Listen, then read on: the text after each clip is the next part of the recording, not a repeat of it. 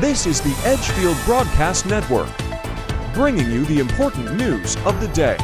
Is Taylor Swift a Biden psyop? Here's the far right's evidence. Conservative media storm erupts over deranged suggestion that pop superstar could be a Democratic ploy to brainwash voters into turning away from Donald Trump. The parallel universes of American politics and celebrity collided in the most bizarre way possible this week after a fringe conspiracy theory questioning pop superstar Taylor Swift's latest relationship was picked up by hot-headed conservative media pundits fretting over her potential to swing the outcome of November's presidential election in Joe Biden's favor, joining his family in cheering him on and dancing joyously with the crowd, notably during the Chiefs' recent win over the Baltimore Ravens, which sent them to the Super Bowl. The star, known for her autobiographical songwriting, appears happy in her personal life, at the peak of her powers professionally, and is now as ubiquitous a presence in coverage of the NFL as she is on social media. But with the Chiefs set to play the San Francisco 49ers in the biggest fixture in the American sports calendar on Sunday,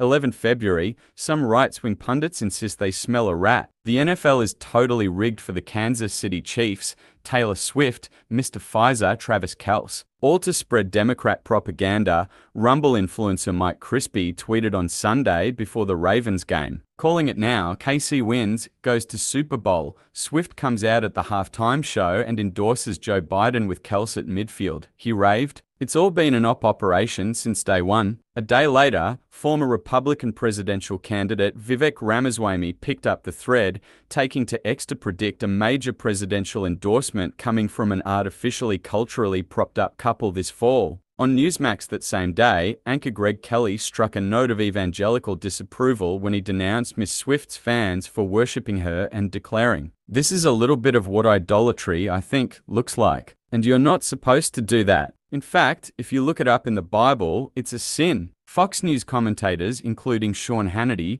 Jeanine Pirro, and Outkick host Tomi Lahren soon joined in the fun, as Rolling Stone quoted a mega insider threatening a holy war against the star if she attempted to jeopardize Donald Trump's chances of returning to the White House. Taylor's version: although she may well end up doing so, Taylor Swift has not yet actually endorsed Mr. Biden this time around. The New York Times reported on Monday that aides to the president are hoping to sign her up as a campaign surrogate in view of her mighty cultural influence, believing that a good word from her would go a long way towards delivering millions of votes and sweeping President Biden back to the Oval Office on a tidal wave of enthusiasm, making a nonsense of his currently poor polling. Her potential endorsement would certainly add some sorely needed rocket fuel to the 81-year-old Democrat's campaign for a second term, with three insiders saying that his camp is assuming she will ultimately come out for him, just as she did 4 years ago when she enthusiastically posed with a plate of Pro-Joe cookies. Miss Swift has not been afraid to use her platform for political purposes in the past, urging her fans to get out and vote and endorsing two Democrats running in her home state of Tennessee in the 2018 midterms, a gesture that led Mr. Trump to say he liked her music. About 25% less now. During the 2020 election,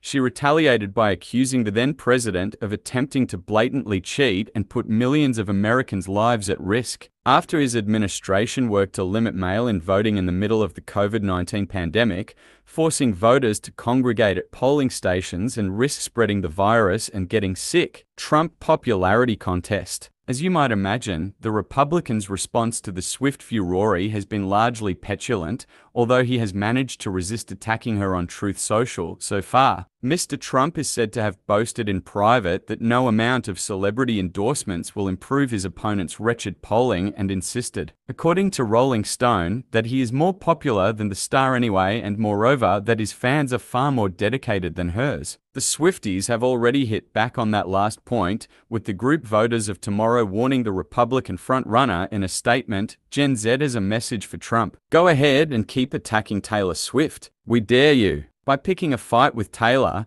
you are picking a fight with young voters. And the last thing you need is an even worse reputation with us come November. Equally predictably, the former president is said to be bitterly jealous that Miss Swift was named Time magazine's Person of the Year for 2023 ahead of him, seething that it was obviously absurd that her face should grace the magazine's December issue in place of his. Joe Biden might be counting on Taylor Swift to save him, but voters are looking at these sky-high inflation rates and saying, "We are never ever getting back together," Trump advisor Jason Miller told Rolling Stone in a statement, quoting the title of one of her songs from 2012. Another person working on Mr. Trump's campaign told the music magazine that Ms. Swift publicly backing Mr. Biden again would be more fuel thrown onto the culture war fires, characterizing such a gesture as another left-wing celebrity who is part of the Democrat elite telling you what to think and predicting an adverse reaction from the voting public. Conservative media in meltdown mode. The outlandish idea that Taylor Swift's all-American fairytale romance with a top football star is really an ingenious Democrat psyop psychological operation, intended to brainwash millions of people into backing Mr. Biden, actually appears to have been gaining traction for weeks prior to the present blow-up. When the offending Time cover was unveiled on 6 December, the Republicans' former White House advisor, Stephen Miller, suggested that the star's popularity was not organic, and hard-right agitator Jack Posobiec declared, "The Taylor Swift girl boss psyop has been fully activated. From her hand-selected vaccine-short boyfriend to her dink lifestyle to her upcoming 2024 voter operation for Democrats on abortion rights. It's all coming." The theory then gained further momentum on 9 January when Trump-affiliated lawyer Jeffrey Clark shared a video on X claiming to show the Pentagon Psychological Operations Unit float turning Taylor Swift into an asset during a NATO meeting. The clip in question is reportedly taken from the May 2019 International Conference on Cyber Conflict in Estonia, organized by the NATO Cooperative Cyber Defense Center of Excellence. It shows Speaker Alicia Marie Barger, a researcher with the Johns Hopkins University Applied Physics Laboratory, discussing the theoretical power of influencers to shape public opinion and offering Miss Swift as an example of a fairly influential online person who might hold sufficient sway over others to help encourage or promote behavior change.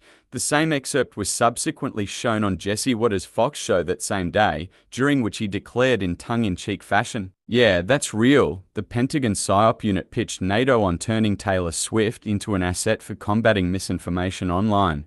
The host was careful to add that he obviously has no evidence that Ms. Swift is a front for a covert political agenda, but said, "If we did, we'd share it. We're curious." When the prospect of her being able to drive voters away from Mr. Trump was aired this week, among those commenting on the same network was Mr. Hannity, who speculated about her motivations for potentially supporting President Biden on Tuesday by saying, in a hurt fashion, maybe she just bought into all the lies about conservatives and Republicans, that they are racist and sexist and homophobic and xenophobic and transphobic and Islamophobic. And Republicans and conservatives want dirty air and water and a total ban on all abortion with no exceptions. If she believes all that, she is believing a lie, because those talking points are simply untrue. The absurdity of such talk has naturally enabled late show hosts like Jimmy Kimmel, Seth Meyers, and Stephen Colbert to have a field day at conservatives' expense. With Mr. Kimmel dismissing the affair as a chorus of cuckoos and warning his audience,